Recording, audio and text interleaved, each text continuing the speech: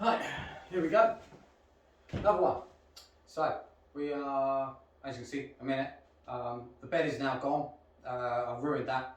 My fabrication skills aren't absolutely fantastic. I did make a mistake of trying to, weld up quite a lot of space. Yeah. Anyway, it wasn't heating up that as even as I liked it to, as I needed it to really. Mild steel is not exactly a brilliant conductive, family conductive material. Even though it does get hot, it doesn't evenly spread it out, not like aluminium, and other materials that everyone likes to use for 3D printers anyway, especially on this sort of scale. So the lights are up, the heat lamps are up, they're out, and I've placed a nice fibre MDF board over this now. So to help, because wood itself, or wood material itself, like even MDF, it's not very firmly conductive, which is what I'd need really to reduce the cooling rate of these. When you print directly on something that's really firmly conductive and it's cold, it makes it even worse. The material will just contract even quicker. You don't want that, because it then more likely to peel away. You end up with something like this sort of thing. If not, well, probably worse, to be honest. I've had a go peeling this up and it doesn't want to play. So, so what I wanted to go on about was this time around to basically let everyone know what I'm doing with this and what material I'm using. So on this I have a recycled HDPE. Please excuse the upside down cut open water bottle. I haven't done my pellet feeder yet. So as everything's in its infancy, so to speak, but it's running. So that's the main thing. It's running. I'm getting the calibration done. I've managed to kick it up to around about 60 to 75 RPM on that, so it means hopefully about 4 to 5 kilos an hour should be able to output quite comfortably, which would be nice. And that's kicking out between, on the HDPE itself, the pellets is around about 210 to 230. This one was done at 210, so I was going to see what sort of temperatures, so the lowest temperature possible I could get away with. One, it reduces the thermal difference you get. So if you go at higher temperatures, and you'll get thermal drop a lot quicker, and in turn you get contractions a lot worse and peeling up and peeling away from your bed, so to speak. Bring up beds. This one here I'm using because I've trialled out. I've not gone for what we class as like a bed adhesion in the sense of sticking. I've gone for mechanical locking. So a mechanical lock is basically just where this material is this is locked itself. Not chemically, not by sticking, but purely by embedding itself into the material and locking in when it contracts and cools down. And that works, not unfortunately, it works really, really well. Oh my god. I've been pulling on this for a while, and it sounds really bad actually. I'm going to really mix that. So this, come on. Alright, go on. Have it. As you can see, I could keep going for ages, but I think, I don't know how long the video is going to be. God, rest. Yeah. Anyway, the idea is on this is tensioned anyway. The idea originally is to get the print done. This one's failed, absolutely terribly failed. And then basically remove the fabric and the print, and then peel the fabric back off in a nicer manner, because obviously not all the print's going to be like a floppy disk. Well, hopefully anyway. Originally I did use fiberglass. So on the back here, it's all fiberglass sheeting, just for insulation. Not that it makes any difference in here. It makes it completely open right now, for now. So, but I used that, and unfortunately, it worked brilliantly. It worked just as good as this, but the fiberglass, it's bare fiberglass. It breaks. The fibres come off on the back of this. You get a few fabric fibres, but they're not bad in the sense of especially glass fibres. I'd leave him with itchy arms, and it's horrible stuff to work with. So I want to seal that up. I'm considering this to go the high temperature resin case, and then basically just resin the back of it, and maybe make myself maybe a flex sheet. I don't know. We'll play around. That's the whole point. It's experimenting. See what we can get away with and see what we can figure out. But anyway, I managed to print, and it adhered really well, as you can see. Too well, but it adhered really well. And this is HDPE, and that stuff is absolute nightmare when it comes to curling or even sticking to anything. Even if you want to glue HDPE to anything, you've got to use a special epoxy based, solvent bases, all sorts, to get actual decent adhesion. The only real way to actually glue this stuff is not even glue it. You need to plastic weld it with HDPE. It doesn't like any other material. So that's one reason I chose this, because I know it's going to be an absolute butt to work with. But if I can get it working, great, because it's recyclable, fantastic. I'll get it from a local supplier down the road from me, even better. I'll get it in pellet form, so even cheaper. It's food grade, safe material. I mean, it's got a working temperature of 80 degrees C, up to 80 degrees C. So for me, even for ambient what it classes ambient curing, molds for carbon fibre, absolutely brilliant. And where it doesn't adhere to anything, I'm hoping I might be able to even get away with having to put a barrier down. I'll give it a try. So once the mould's done, I'll get the spindle sorted out for this as well. Once the mould's done, I'm hoping I can just literally lay out my sheets, vacuum bag down, and it should just, when it's done and it's cured, it should just pop off with no real cleanup on the mould itself. It should keep it really, really nice. So fingers crossed on that one. I'll show you the exact material I'm using. It's 100% cotton. This is a bit big. So basically, hope you can see me properly. It's a dust sheet. Simple as that. It's a dust sheet. Oh god. This cost me what? 7 metres worth. 7 metre run, 1 metre wide. So £25, 25 quid. It's not bad. It's pretty thick. And I've gone onto the, I don't know if you see this really well. I'm using the fine side, and on the other side, hopefully, if we want to stick even better, it's even got a, I'm going to go flying now. It's got a nice rough inner finish too. So 2 for 1 really. It leaves quite a nice texture. I'll show you. So this is one I effed up earlier. Hopefully you can see me nicely on this. So on this, just leaves a nice little hit of air. So I reckon that, some of the stuff I'll be printing, it should give a nice grippy surface on the underside as well, which will probably be pretty good. But as you can tell, I pulled this around quite viciously. So yeah. But anyway, never mind. Right, so I'm going to have a little bit closer look to my Frankenstein extruder. So I've just got to fire this up. So she should be GM564. I'll get this moving. I'll tell you what, we'll play it safe. We'll play it very safe and we'll homer. It's going to be a little bit loud. Let it home, and then I'll have to go slow and steady because it's a big machine. This is running on belts. So we've got 3 metres, 3 metre run. I've got both Ys, I've got 2 lots of 20mm 8M belts. They are steel ones, unfortunately, because my supplier gave me steel corded, which is frustrating. But I've been looking at some picks, I believe it is. They do an 8M equivalent, but it's fibre reinforced. Fortunately, very fortunately. But I'm looking at, I think it's for a 3 metre run.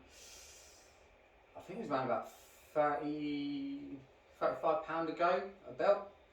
So I need 2 for the front, 2 for the back. So that's 4, and I need another 2 for the X. So that's 6 units I'm going to need for that. It's a bit thingy. I've already had to get additional belts for my telescoping arm, purely because the idea was Kevlar cords. Terminating Kevlar cords is really, really not good. It's not easy. So I've had right nightmare with that. One time even give way and the head dropped. Luckily, I had it very close to the floor. Luckily, but oh my god, that scared the crap out of me. So that'll be the next upgrade over the next coming weeks, is to put the pulleys and belts on the X, on the Z arm, just to make sure that it doesn't just drop. It's not good, definitely not good. But anyway, it's coming along nicely. We'll bring it over to me. Hopefully not too far, it's going to hit me.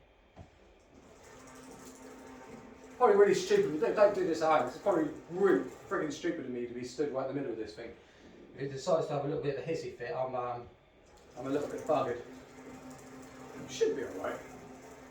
Should be. Right, I'll bring this up a bit. Bring our 200. And it's going to break in it just to, when I say do not do this. Right, hopefully. Right, how far are we? We can go closer, can't we? We can go closer. Come on. Negative. And again. Yeah, so I'm just using a Duet 3 board, and I've got the web interface on my laptop. You can use it on your phone as well, but I'm having to use my phone right now for this because my camera decided to go, yeah, I'm not working now. So I'm trying to make do with what I can to make sure I put up something. You might be hearing a little bit of noise in the background from the machine.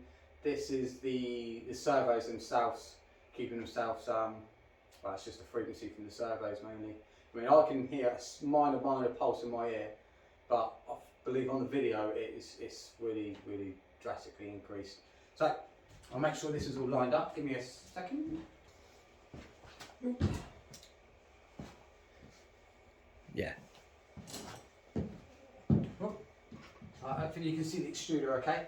Please excuse the piss poor, beep wiring. But anyway, so we've got, gets a little pointer. I think she's still, no, she's right. So at the moment I've got an inductive capacitive sensor on this. It's not doing too well, unfortunately, so I'm going to have to change that out and come up with some sort of touch probe of sorts. Unfortunately, being able to touch a beard a little bit too small. I need quite a distance from this nozzle. But yeah, never mind. We'll get that. I've tried an inductive sensor, but obviously I'm on MDF board. You know, it doesn't really work well with wood. On the cooling side, so this is my hopper. This is a shoddy hopper. Basically, between the feed and the extruder, you want to keep this material cool, obviously, because it's the same. We had the same issues when you got your heatsink between your cold zone and your heat block on your extruders. If you let your cooled area basically heat up too much, you don't get as much control on your material, purely because it just softens. Same problem here. If this heats up, unfortunately this has gone to around about, I've had this around about 60, 80 degrees. This has got to before I put the fan on there, and basically the material doesn't like to, gravity doesn't do its job just as good. But no, so I implemented the fan, and that just blows up and across this section, across here. This keeps this area cool, stops the heat traversing any further. One keeps my servo, and I've got my servo here and the Planetary gearbox. Don't want heat transferring through them either, so it prevents it going any further and just keep it maintained down here. Obviously you're going to lose some, the heat's still going to want to go, but it's not going to get past this point, past this lower point, to allow this to rise to a higher temperature where the material doesn't want to, kind of, I wouldn't say stick, just kind of goes, not moving, which is quite frustrating. So I had loads of what do you call it, just extrusion issues really with that. So this here, if it's this capacitive sensor, if it's at ambient temperature, say like in here it's probably like 20 degrees at the moment, max, probably not even that, it's getting a little bit cold outside now. Once it heats up, your distances are different, once that gets to higher temperatures, your range is completely different. It's so frustrating. So that's going to be binned off this week because I've just had enough of it. It's ridiculous. I have to keep altering my probing heights, which is quite frustrating. So yeah, so I'm going to have to go slightly mechanical, slightly inductive, because I'm thinking inductive sensor on a rod on a linear rail. Job done. Put a servo, excuse me. Put a servo up along here, maybe out the way of these, because this is really touchy when it comes to just any sort of interference really. It's an absolute bugger. But yeah, I'll find some sort of way to put, maybe a probe along here, but just on a solenoid so it can retract and deploy and retract, like a BL Touch basically, just a big metal version of it. Or the other one I was thinking was a load cell. You can get some large aluminium load cells. The ones I was looking at was Amazon. Oh, excuse me. Well, it's Amazon was like 10 kilo load cell. 2 of them attached to the back of this with I always forget the words for them now. Amplifier. That was it. Just with an amplifier built into it, so I can trigger a signal basically. So I'll just use the actual nozzle as the probe, which would be probably the best way to go about it because it minimises the amount of stuff that's on here because this is getting ridiculous. So I will put all this up. So the extruder, the screw and barrel, and I've probably said this before, is from robotdigg. So if you're knowing about using robotdigg, I've used them a few times now. Absolutely no problem. I've got my wound gears from robotdigg. They're a 10-to-1. That's for my lights in the back, on the rail on the back, and for, believe it or not, for my Z as well. Because I wanted something that's going to lock in place. I know this wobbles, that's the frame. I want something that's going to lock in place when the motor's not even going. Wound gear won't move. If you put so much force for it, obviously it'll give way eventually. But just in a static mode, it will not move until until the main drive's turned. So that locks that in place really well. The Planetary gearboxes, this one on the extruder is a 20-to-1, and I've got 2 on my Y and 1 on my X, which are a 10-to-1, and they're all from Fast to Buy. I'll sort through the links, so don't worry, they're not affiliate links, but I'll sort through links and all that sort of stuff for it anyway. I've got 150mm fan, and I mean this is just an Amazon one. Obviously like I said, excuse the wiring, I'm not going to put my fingers in there because it will not like me. See what I mean by how sensitive they are? I'll just turn that fan a little bit, a little bit of induction, and there it goes, it's popped. Bloody K-type. Anyway, so it's just come up with a fault now, just faulted out on me, but luckily I'm not using it right now anyway. Once it's heated up and it's all running normally, it doesn't do it, but every now and again it just likes to go, don't like it. But I've got a 1XD board, which is this one here. I don't know if you can see it. It's terrible. Anyway, a 1XD board, obviously duet, for my servo. I've had to use, because of the thermocouples, not thermal thermometers or thermostats or thermal anything else, thermocouples. These are a J-type thermocouple. I've had to use the duet 3 expansion board along with the thermocouple board for the temperature readings, basically for the nozzle. I've got 2 on here at the moment. I do have 3, but I found 2's more than adequate anyway. So it does the trick really, really well. But it's just the program I've got to sort out now, really. Anyway, we'll get this out of the way.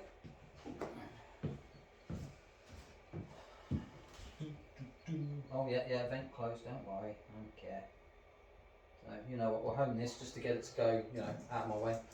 Right, so, as we've got it now. Right, so HDPE, cold bed, 210 degrees on the extruder, sticks, or mechanically locks to a cotton fabric.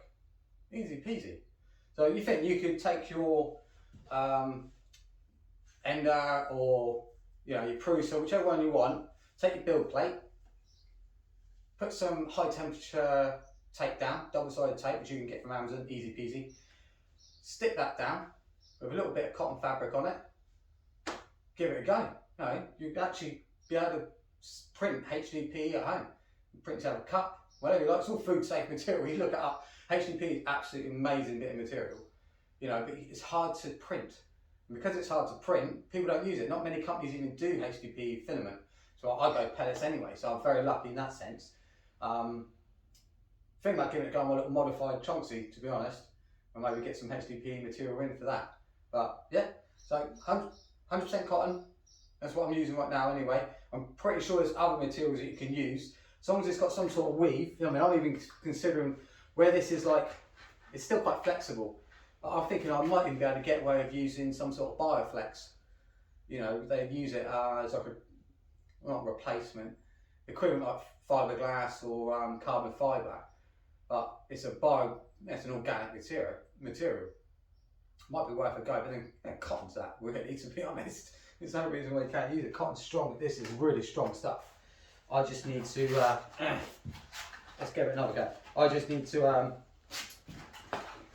find a separator. I mean, I'm thinking I might maybe spray this down with a really fine, nice, the staple come up, a really fine coating of no, don't want to come, like high temperature paint maybe. Ooh, something went, and it wasn't the print. Anyway, so anyway, absolutely shocking extrusion. Oh, continue playing around anyway, continue experimenting with it. So we will get there. I will get there. I will get a full print next week. Absolutely, friggin' now I know how to, how to get this down. Brilliant. Unfortunately, I ran out of time. So now I've been here since last night. It's now Monday morning, the 8th of March, and I think it's like, what is it? What is the time? It was like 5 to 7 a.m. I got here probably about 9 o'clock last night, I think. Luckily I work nights anyway. I'll start work, later on tonight, so that's not too bad. But if you find this interesting, hopefully if you do, just give us a thumbs up. That'd be absolutely really appreciated. It just helps to people know that the videos are potentially of interest to you. If not, don't. That's absolutely fine. Everyone's entitled to their opinion. And I'll see you on the next video, hopefully sooner rather than later, when I can actually complete a full print, and we'll get this spindle up and running at some point and get some cutting done as well. Okay, till next time.